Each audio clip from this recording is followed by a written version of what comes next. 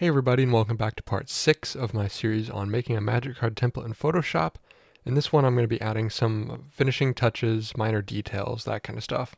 The first thing I want to change is breaking up this big empty space between the card type bar and the power and toughness bar. Now that is going to require some kind of element that is somewhat modulatable because it needs to be able to get wider if there's no power and toughness bar. It would need to get wider to the left if there's a shorter card type or a longer card type.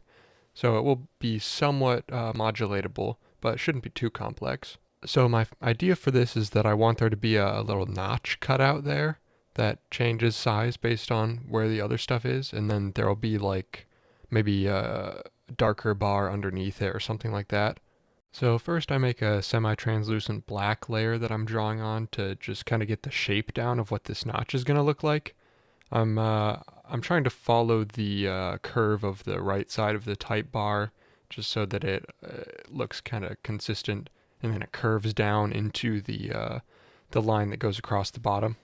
Next I mess around with layer styles a bit, making it look like there's like a drop shadow, so it's actually the notch is inset behind the rest of the card. And then I extend it and make it modular length, similar to basically the exact same method I used in episode 2 to make the card type bar slide wider or shorter.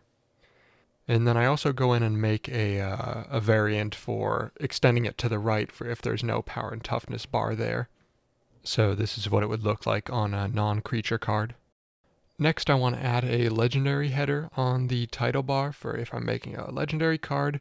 I have this vectorized version that I made before, which I'm going to copy over to Photoshop from Illustrator, and I only made one half of the legendary header in the vectorized version because when I paste it into Photoshop I'm just going to mirror it so that it's exactly symmetrical.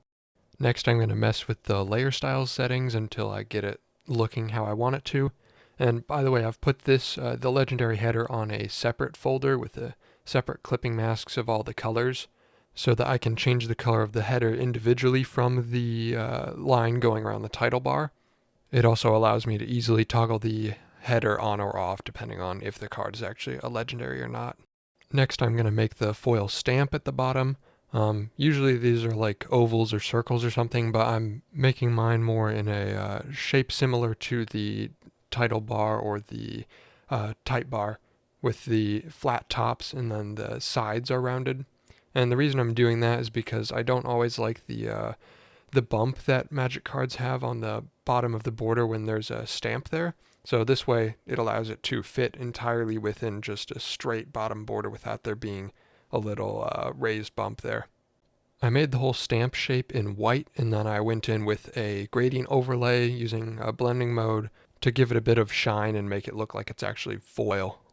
Also, as a bit of an experiment, I added the functionality to change the color of the notch separately from the color of the rest of it, which I basically did by just having it as a separate clipping mask, similar to how the legendary header is separate, but I didn't end up liking how this looked and I didn't use the feature, so I really only used the frame as having the notch match the rest of the color. So I actually removed that feature after, but I figured I'd include it just to show that I do a bit of experimentation that doesn't always end up becoming part of the final product. So that concludes most of the making of this template. In the next video I'm going to show my process of adding the art in and expanding the borders of the art to make it fit the full card without like blowing up the art real huge or anything like that. And then after that final video, I'm going to be posting a video showing in detail how to actually work this frame and make your own cards in it, and then I'll be providing a download of the PSD so you can mess with this on your own, follow along with the videos, and see how I get my stuff to work. If you're interested in tabletop game design, card design, that kind of stuff, I'd really appreciate if you stick around and subscribe. I'll be revealing some really cool stuff soon, so thanks for watching, and I'll see you in the next one.